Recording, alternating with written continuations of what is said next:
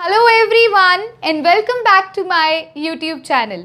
सो friends, आज आप सबके सामने मैं शुरू करने लगी हूँ हमारा थर्ड चैप्टर क्लास +1 का, जो कि है पीरियोडिक क्लासिफिकेशन ऑफ एलिमेंट्स, यानी कि या फिर मैं कह सकती हूँ क्लासिफिकेशन ऑफ एलिमेंट्स नॉर्मली भी।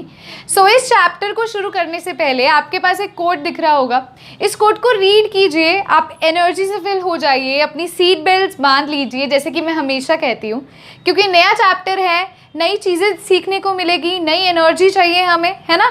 तो जो पिछला चैप्टर जिन बच्चों ने कर लिया है बहुत अच्छी बात है, जो बच्चे अभी भी लैग कर रहे हैं उसको साइड बाय साइड चलाइए, रोज़ हाफ एन आवर की वीडियो देखनी है, एक शेड्यूल बनाइए, भी हाँ करना ही करना है, ठीक है। और आज के इस लेक्चर में मज़ा आने वाला है, इसके आगे जितने भी लेक्चर्स हैं स्पेशली इस चैप्टर के बहुत ही मज़ा आने वाला है। हम सारे एलिमेंट्स को, जो मतलब मार्केट में हमें चार्ट देखने को मिलता है एक पीरियोडिक टेबल का, हम उसे स्टडी कर रहे हैं, मतलब इतने सारे एलिमेंट्स को हम स्टडी करने वाले हैं, तो कुछ नया सीखने को मिलेगा, है ना।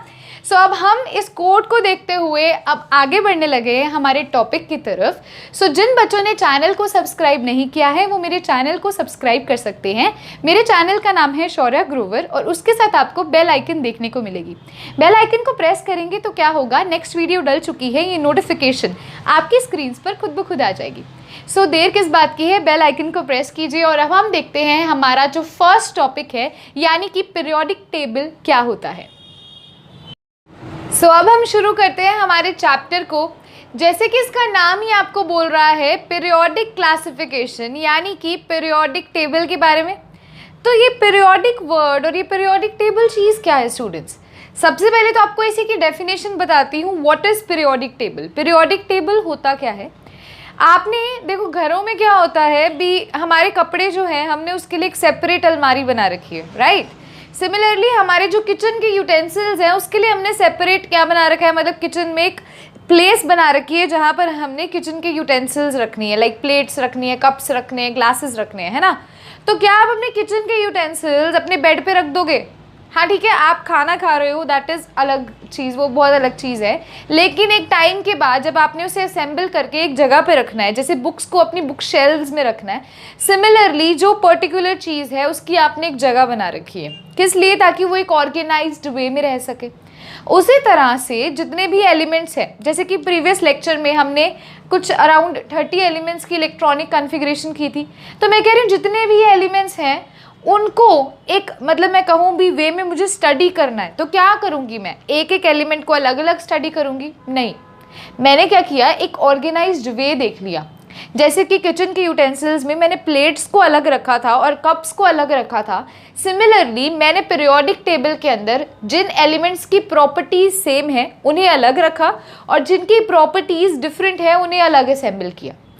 तो पीरियोडिक टेबल क्या होता है, एक ऐसा टेबल होता है जिसके अंदर हम एलिमेंट्स को क्लासिफाई करते हैं।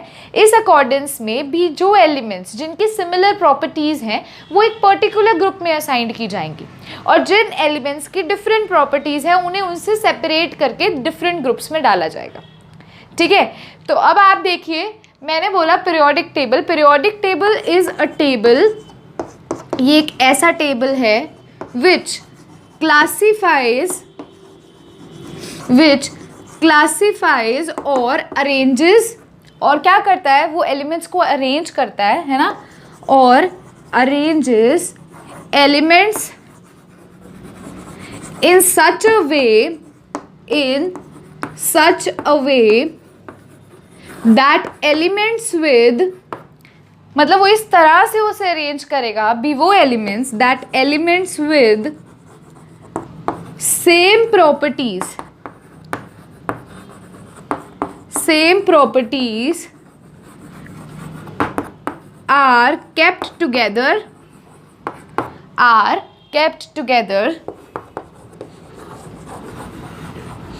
and elements with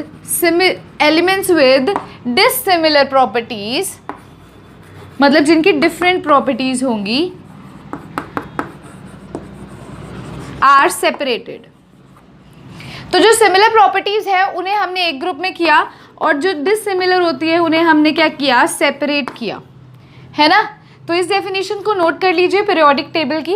अब स्टूडेंट्स इतने ज़्यादा एलिमेंट्स जो है वो क्लासीफाई हो गए हैं आज की डेट में, तो अब हमने क्या करना है, इनको इनकी क्लासिफिकेशन देखनी है। बी से अरेंज कैसे किया गया, एक टेबल की फॉर्म में इसे अरेंज किया गया।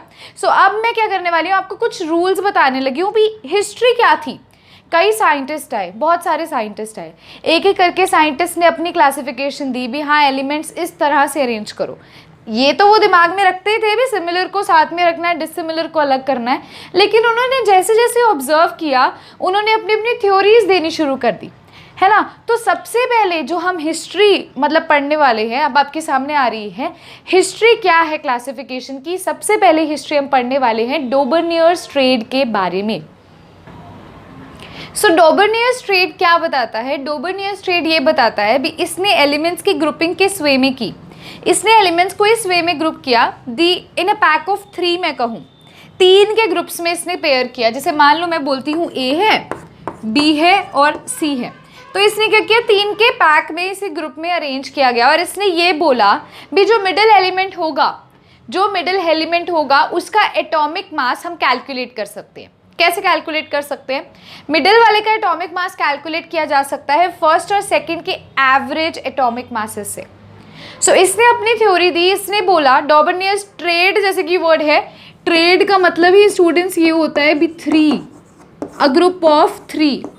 तो एक ऐसा इसने ग्रुप दिया 3 का, इसने बोला एलिमेंट्स को इस वे में क्लासीफाई करो, ठीक है, इस वे में क्लासीफाई करो भी 3 का ग्रुप बना दो और जो मिडिल एलिमेंट होगा, ठीक है, उसका एटॉमिक मास भी हम निकाल सकेंगे पहले 2 एलिमेंट के एवरेज एटॉमिक मासेस से।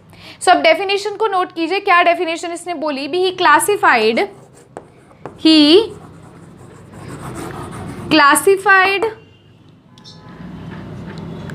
या फिर मैं वर्ड यूज कर सकती हूं अरेंज्ड। इसने एलिमेंट्स को अरेंज किया, बेसिकली अरेंज ही हम ज्यादा यूज करेंगे, be in a group of 3, in a group of 3 और या ट्राइड बोल सकते हो इसे, इन सच अ वे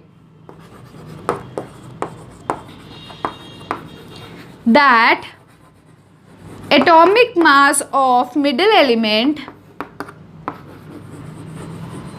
जो मिडिल वाला एलिमेंट होगा उसका atomic mass of middle element is sum of average atomic mass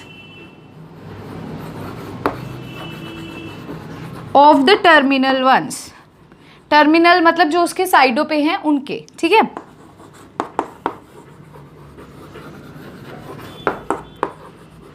तो डेफिनेशन को नोट कीजिए, डॉबर्नियर्स ट्रेड ने क्या किया, इसने एलिमेंट्स को इस वे में अरेंज किया भी जो हमारे मिडिल एलिमेंट का एटॉमिक मास होगा वो क्या होगा, जो साइड वाले 2 हैं उनके एवरेज एटॉमिक मास जब हम कैलकुलेट करेंगे तो वो इसके इक्वल आएगा, ठीक है। यानी कि इसने क्या फॉर्मूला दिया, इसने ये बोला मान लो ए बी सी है मेरे पास एलिमेंट, तो अगर बी का एटॉमिक मास बताना है तो बी का जो एवरेज एटॉमिक मास होगा वो क्या होगा, एटॉमिक मास ए का प्लस सी का, टर्मिनल्स वालों का बाई 2। इस फॉर्मूला की हेल्प से इसने क्या किया, बी के एटॉमिक मास को कैलकुलेट किया। अब आपको एक एग्जाम्पल लेके बताती हूँ, आपको और क्लियर हो जाएगा, यहीं पे इसको इरेज कर रही हूँ हल्के से को, ठीक है। देखो जैसे कि लिथियम, सोडियम और पोटेशियम है, मैं बोल रही हूँ लिथियम, सोडियम एंड पोटेशियम। आपको लिखना तो आता ही है, लिथियम को कैसे लिखते हैं, सोडियम को कैसे लिखते हैं, है ना। तो देखो लिथियम, सोडियम एंड पोटेशियम। अब अगर मुझे सोडियम का एटॉमिक मास कैलकुलेट करना है स्टूडेंट्स तो मैं कैसे करूंगी, है ना। तो लिथियम का होता है 7। अब एक और चीज़ मैं यहाँ ऊपर क्यों लिख रही हूँ, इधर देखो, कोई भी एक एलिमेंट एक्स है ना, उसका एटॉमिक नंबर जैसे हाइड्रोजन का 1 होता है, हीलियम का 2 होता है, उस हिसाब से बोल रही हूँ। एटॉमिक नंबर को हम यहाँ नीचे z की फॉर्म में लिखते हैं, z होता है एटॉमिक नंबर, कोई भी एक एलिमेंट x है तो एटॉमिक नंबर क्या होगा, z। एटॉमिक मास को हम ऊपर लिखते हैं ऐसे और उसे a से रिप्रेजेंट करते हैं। तो अब यहाँ पर देखिए लिथियम के केस में इसका एटॉमिक मास है 7, सोडियम का होता है 23 और पोटेशियम का होता है 39, है ना। अब मैंने क्या करना है, मैंने चेक करना है भी क्या इन तीन में, इस तीन के जो ग्रुप है, ट्राइड का जो ग्रुप है, इसके अंदर क्या ये लॉ फॉलो हो रहा है। तो कैसे निकालेंगे, मुझे सोडियम का निकालना है ना, मिड वाले का। कैसे निकलेगा, फर्स्ट का एटॉमिक मास 7 प्लस जो लास्ट वाले का है divided by 2, average atomic mass है ना। सो क्या हो जाएगा स्टूडेंट्स, यहाँ से आ जाएगा 46 डिवाइडेड बाई 2 यानी कि 23। तो क्या सोडियम का मैच हो रहा है, देखो सोडियम का 23 होता है और वो इस लॉ के अकॉर्डिंगली भी 23 आ रहा है, यानी कि ये लॉ बिल्कुल सही है। इस मतलब इन तीनों पे अप्लाई किया गया तो सही है। अब आपको मैं 2-3 और एग्जांपल्स दूंगी जिससे आपको पता चलेगा भी हाँ ये लॉ कैसे अप्लाई किया जाता है। तो इसमें मैंने आपको क्या बोला था भी, आपने अगर मिडिल एलिमेंट का क्या निकालना है, एटॉमिक मास निकालना है, तो फर्स्ट और थर्ड वाले का एवरेज एटॉमिक मास मतलब उनका सम करके उसका एवरेज एटॉमिक मास निकालो। तो जो आएगा अगर वो वैल्यू सेम है मतलब कि ये लॉ सही है। ठीक है, सो नेक्स्ट एग्जाम्पल्स अब हम देखते हैं। सो ये स्टूडेंट्स अब देखिए एक और एग्जाम्पल लेके आई हूँ मैं, क्लोरीन, ब्रोमीन और आयोडीन का। इनके एटॉमिक मासेस मैंने आपको लिख ही दिए हैं। ठीक है, क्लोरीन का होता है 35.5, ब्रोमीन का 80 एंड आयोडीन का 127। So if I have to calculate, ठीक है, atomic mass of the middle element, यानी कि यहाँ पर ब्रोमीन की मैं बात कर रही हूँ, तो क्या होगा, एवरेज एटॉमिक मास आपने करना है ऑफ द टर्मिनल वाले एलिमेंट का। तो पहले का कितना होता है 35.5 प्लस 127 डिवाइडेड बाय 2, क्या हो जाएगा स्टूडेंट्स, देखो 162.5 हो जाएगा डिवाइडेड बाय 2। अब अगर मैं इसे करती हूँ कैलकुलेट तो ये आएगा 81.25।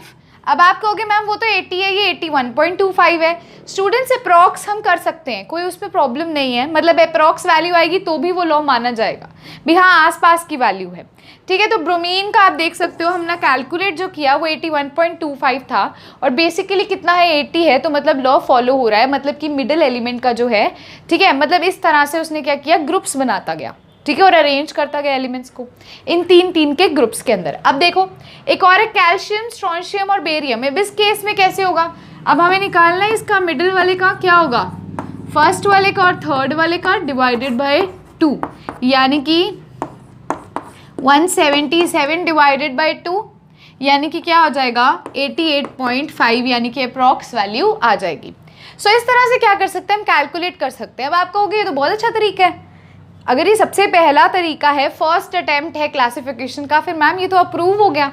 नहीं, ये अप्रूव नहीं हुआ क्योंकि ये कहीं ना कहीं तक लिमिटेड था, मतलब आप देखोगे ये कुछ एलिमेंट्स तक ही सीमित था। ठीक है, सो अब मैं आपको बताने लगी हूँ क्या लिमिटेशन रही भी इस लॉ को आगे तक नहीं लेके गया, मतलब इस लॉ को वहीं तक उसे सीमित कर दिया गया।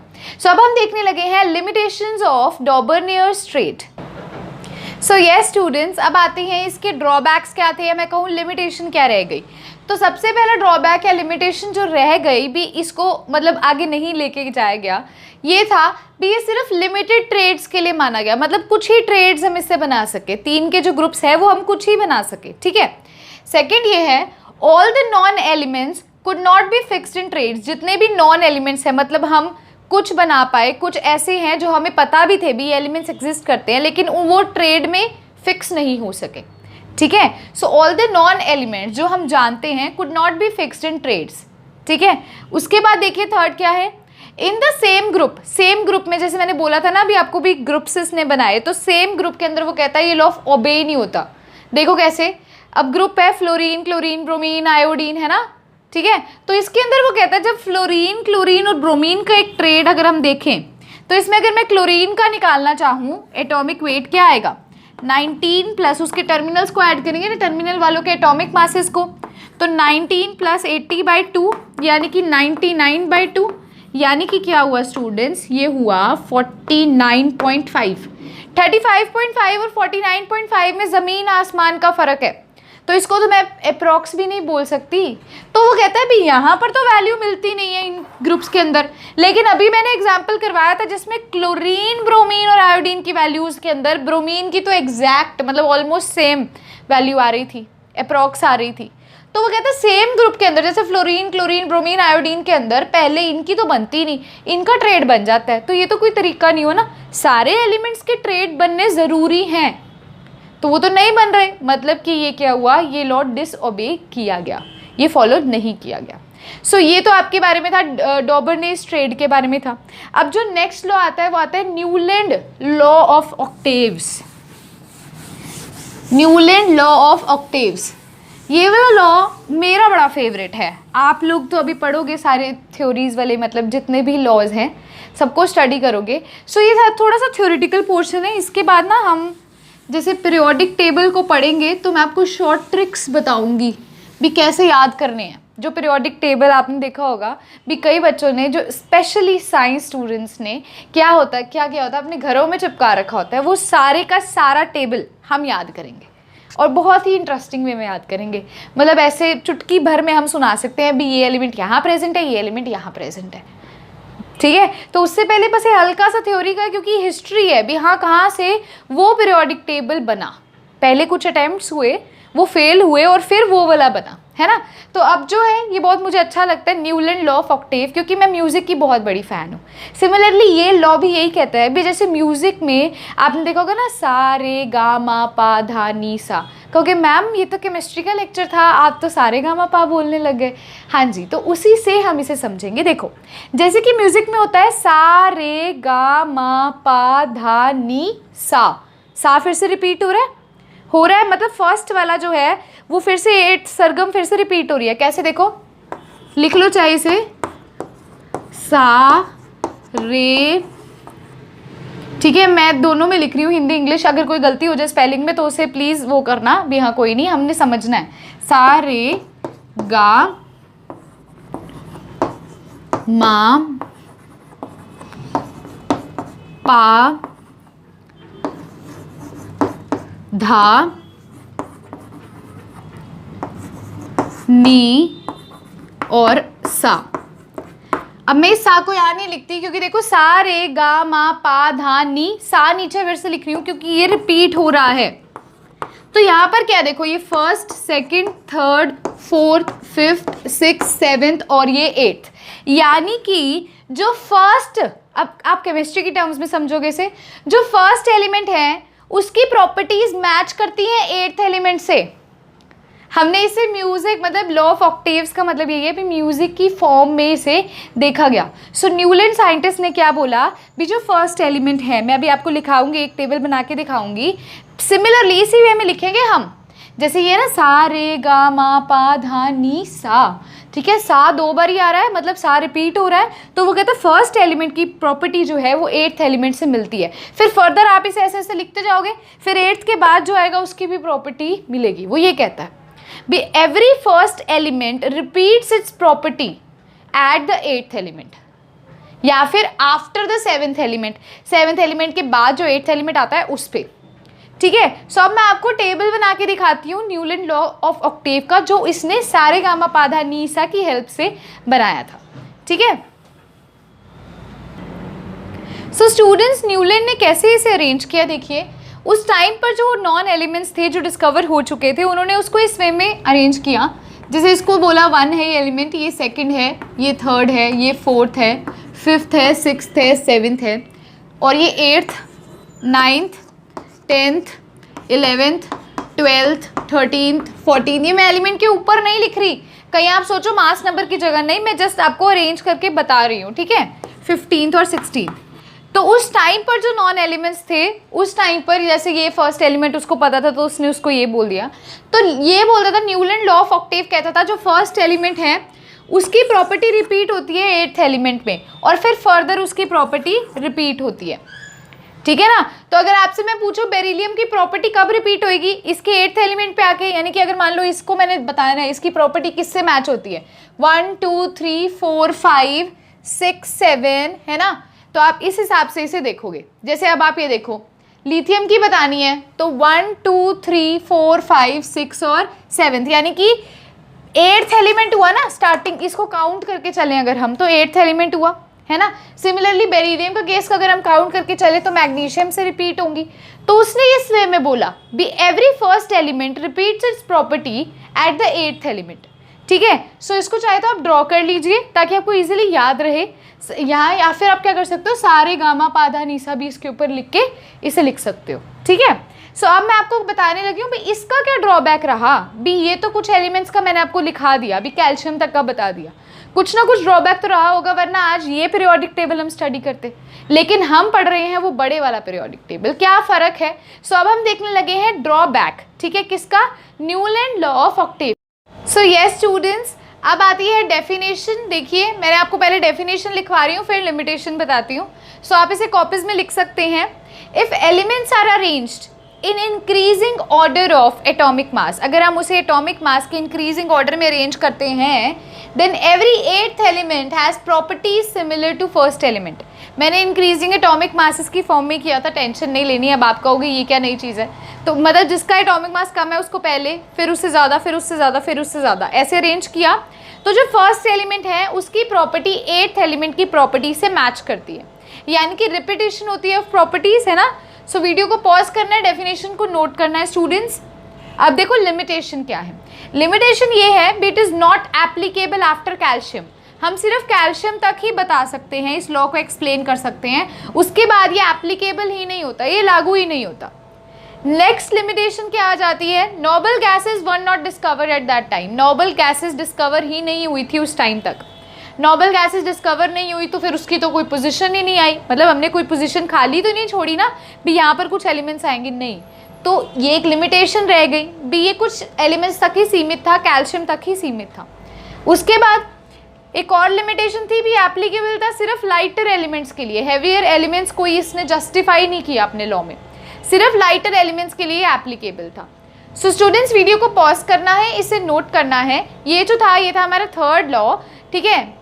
अब देखिए, अब मैं आपको बताने वाली हूँ लोथर मेयर कर्व के बारे में, है ना। हमने सबसे पहले देखा डॉबरनेयर्स ट्रेड के बारे में, या जहाँ पर उसने क्या किया, तीन के ग्रुप्स में क्या किया, एलिमेंट्स को अरेंज किया। उसके बाद हमने कौन सा देखा? उसके बाद हमने देखा न्यूलैंड लॉ ऑफ ऑक्टेव, है ना, यही वाला। और अब आ रहा है हमारा थर्ड वाला जो क्या है, Lothar Meyer curve. So students, अब जो नेक्स्ट आई डिस्कवरी जिसने एलिमेंट्स की क्लासिफिकेशन को थोड़ा सा आसान कर दिया, थोड़ा सा इंटरेस्टिंग कर दिया, वो आई लोथर मेयर कर्व। यूजुअली आपको कॉम्पिटिटिव एग्जाम्स में, इवन बोर्ड्स में भी आपसे पूछ लिए जाते हैं, मतलब लोथर मेयर कर्व क्या थी, ठीक है। सो आपने ग्राफ की फॉर्म में इसे अरेंज करना है। ये क्या किया, लोथर मेयर कर्व में हमने ग्राफ प्लॉट किया। अ ग्राफ वॉज प्लॉटेड, ठीक है, किसके बीच में? Between atomic weight and atomic volume. Atomic volume और एटॉमिक वेट के बीच में ग्राफ प्लॉट किया गया। अगर आपको मैं ग्राफ बताऊं स्टूडेंट्स, तो यहां पर लिया गया एटॉमिक वॉल्यूम, यहां लिया गया एटॉमिक वेट। अब ग्राफ को बनाने से पहले कुछ चीजें मैं आपको बताऊंगी जो आपको इसमें पता होनी चाहिए। देखो, ग्राफ प्लॉट किया गया एटॉमिक वॉल्यूम और एटॉमिक वेट के बीच में। ग्राफ कैसा था? ग्राफ कुछ ऐसा था, ग्राफ कुछ ऐसा था बच्चों। यानी कि ये जो चीज़ होती है ना, इसे मतलब कई बच्चों को नहीं पता होगा, तो ये जो चीज़ होती है ये होती है पीक पोजीशन। ये होती है पीक पोजीशन। जो ये होती है बॉटम पोजीशन। ये होती है बॉटम पोजीशन। अब एक और चीज़ देखो, ये ऐसे बढ़ रहा है ना, इसको बोलते हैं असेंडिंग पोजीशन। बढ़ने को बोलते हैं असेंडिंग पोजीशन, ठीक है। एक और चीज देखो, ये ऐसे नीचे आ रहा है तो इस नीचे आने को बोलते हैं डिसेंडिंग पोजीशन, ठीक है, डिसेंडिंग पोजीशन। तो मैंने आपको तीन चीजें बताई। ग्राफ यहाँ एक बार दोबारा देखो क्योंकि मैंने उसके अंदर आपको डिनोट किया है। ये कुछ ऐसे सा है ना, तो ये चीज क्या होती है? Ascending position. नीचे आना क्या होता है? Descending position. ये क्या होती है? पीक। और ये क्या होती है? बॉटम। अब इन्होंने क्या किया, लोथर मेयर कर्व के अकॉर्डिंगली एलिमेंट्स को कहाँ पे प्लॉट किया? पीक पोजीशन पे एलिमेंट्स को प्लॉट किया भी। जो एलिमेंट्स पीक पे होंगे उनकी प्रॉपर्टी सेम होंगी, ठीक है। फिर उसने क्या किया? असेंडिंग पोजीशन पे एलिमेंट्स को प्लेस किया, मतलब जो एलिमेंट्स असेंडिंग पोजीशन पे प्लेस किए गए ग्रुप के, उनकी प्रॉपर्टी सेम होगी। फिर कई एलिमेंट्स को डिसेंडिंग पोजीशन पे भी प्लेस किया गया, मतलब उनकी प्रॉपर्टीज भी क्या होंगी? डिसेंडिंग पे, जो जितने डिसेंडिंग पे हैं उनकी प्रॉपर्टी सेम है। सिमिलरली कुछ एलिमेंट्स को उन्होंने बॉटम पे प्लेस किया, तो इन्होंने कहा जो बॉटम पे है उनकी प्रॉपर्टी सेम है। सो अब मैं आपको बताने लगी हूँ कौन से एलिमेंट कहाँ प्रेजेंट है। उससे पहले आपने इसे बनाना है, आपको पता होना चाहिए पीक क्या होता है, बॉटम क्या होता है, असेंडिंग क्या होता है और डिसेंडिंग क्या होता है, ठीक है। सो स्टूडेंट्स, अब मैंने आपके सामने लोथरमेयर कर्व ड्रॉ करके दिखाई है। सो ग्राफ मैंने आपको बोला है आपने ड्रॉ करना है एटॉमिक वॉल्यूम और एटॉमिक वेट के साथ, ठीक है। सो देखो यहाँ पर क्या लिया गया, वेट को प्रायोरिटी दी गई, मतलब atomic weight, increasing order of atomic weight पर एलिमेंट्स को अरेंज किया गया। सो सबसे पहले आप नोट करोगे ही arranged elements in order of increasing atomic weight, ठीक है। पहले कम जिसका एटॉमिक वेट है, फिर ज़्यादा, फिर ज़्यादा, फिर उससे ज़्यादा। अब मैंने बताया था ये होती हैं पीक पोजीशंस, ये होती है असेंडिंग पोजीशंस, ये होती है मतलब ऊपर बढ़ना होता है असेंडिंग, नीचे आना होता है डिसेंडिंग, और नीचे वाले क्या होते हैं बॉटम पोजीशंस। तो कुछ एलिमेंट्स मैंने आपको दिखाए हैं, ठीक है, जस्ट एक आपको इन्फॉर्मेशन के लिए भी, हाँ जी कैसे अरेंज किया गया था। तो आप देखो पीक पोजीशंस पे उन्होंने क्या किया, अल्कली मेटल्स को अरेंज किया, जैसे लिथियम, सोडियम, पोटेशियम, इन्हें। असेंडिंग पोजीशन पे स्टूडेंट्स इन्होंने हेलोजेंस को किया, जैसे कि फ्लोरीन, क्लोरीन, ब्रोमीन, आयोडीन, इन सबको, ठीक है। डिसेंडिंग पोजीशन पे इन्होंने किसको किया, अल्कलीन अर्थ मेटल्स को किया, और बॉटम पोजीशन पे इन्होंने अरेंज किया मेटलॉइड्स और ट्रांजिशन एलिमेंट्स को। तो ग्राफ को बनाएंगे और ये आप लिख सकते हैं भी, पीक पोजीशन पे है अल्कली मेटल्स, असेंडिंग पोजीशन पे है हेलोजेंस, डिसेंडिंग पोजीशन पे है अल्कलीन अर्थ मेटल्स, और बॉटम पे है मेटलॉइड्स एंड ट्रांजिशन एलिमेंट्स, ठीक है। वीडियो को पॉज करो बच्चों, इसे नोट करो। अब इसकी लिमिटेशन या इसका ड्रॉबैक क्या है स्टूडेंट्स, इसकी लिमिटेशन, इसका ड्रॉबैक ये है कि इतने सारे एलिमेंट्स डिस्कवर हो गए, उसे हम प्रैक्टिकली याद नहीं कर सकते एक ग्राफ की फॉर्म में, इसीलिए रिजेक्ट कर दिया गया, ठीक है। इसके बाद जो लॉ आता है स्टूडेंट्स, वो आता है मेंडलीव पीरियोडिक लॉ। बहुत ही इंपॉर्टेंट है, बहुत ही इंटरेस्टिंग है। नेक्स्ट वीडियो लेक्चर के अंदर हम मेंडलीव पीरियोडिक लॉ को कवर करेंगे और उसके साथ इन सारे लॉ से रिलेटेड कुछ क्वेश्चंस करेंगे, ठीक है, ताकि आपके लॉज परफेक्ट हो जाए। एक क्वेश्चंस चलेंगे और साथ साथ मेंडलीव पीरियोडिक लॉ की मेरिट्स, डीमेरिट्स क्या हैं, ठीक है, और कैसे उसने अरेंज किया, मेंडलीव ने अरेंज किया। और फिर फाइनली हम देखने वाले हैं मॉडर्न पीरियोडिक टेबल क्या होता है, ठीक है। सो आज का वीडियो लेक्चर यानी कि ये जो लॉज के बारे में, हिस्ट्री के बारे में मैंने आपको बताया, क्लासिफिकेशन की, अच्छा लगा है तो लाइक कर सकते हैं, बहुत अच्छा लगा है तो शेयर भी कर सकते हैं। एंड यस, जिन्होंने चैनल को सब्सक्राइब नहीं किया है और चैनल को सब्सक्राइब करना चाहते हैं, सो स्टूडेंट्स आप उसे सब्सक्राइब भी कर सकते हैं। और एक और चीज़ स्टूडेंट्स, आपको यहाँ साइट पर स्वर्ण सीरीज़ जो कि मैंने अभी शुरू की है विद इन फ्यू डेज पहले ही, सो फर्स्ट चैप्टर की फर्स्ट पार्ट जो है स्वर्ण सीरीज़ का, वो डल चुका है। जिन बच्चों ने अभी तक नहीं देखा है आप उसे देखिए। आप ये मत सोचिए अगर आप कल बोर्ड्स की तैयारी कर रहे हो, आपने कॉम्पिटिटिव नहीं देना, लेकिन it will be interesting, trust कीजिए मुझे। एक बार आप क्वेश्चंस को करोगे आपका मन करेगा भी यार ये चीज़ है, ये क्वेश्चंस, ऐसे क्वेश्चंस मतलब हम तो कर सकते हैं, तो हम भी पार्टिसिपेट करेंगे कंपटीशन में, हम भी सीट लेंगे, आपका मन करेगा। तो आप ज़रूर देखिएगा, प्लेलिस्ट के अंदर मैंने स्वर्ण सीरीज़ के अलग फोल्डर भी बनाया है और पर्टिकुलर चैप्टर के नीचे भी मैंने उसे डाल दिया, दोनों तरफ मैंने शो किया है। तो जिन बच्चों ने नहीं किया वो कर लें, और जल्द ही सेकंड पार्ट जो है फर्स्ट चैप्टर का आ जाएगा। सो हम सारे चैप्टर्स की स्वर्ण सीरीज़ भी करेंगे, ठीक है। So thanks a lot students.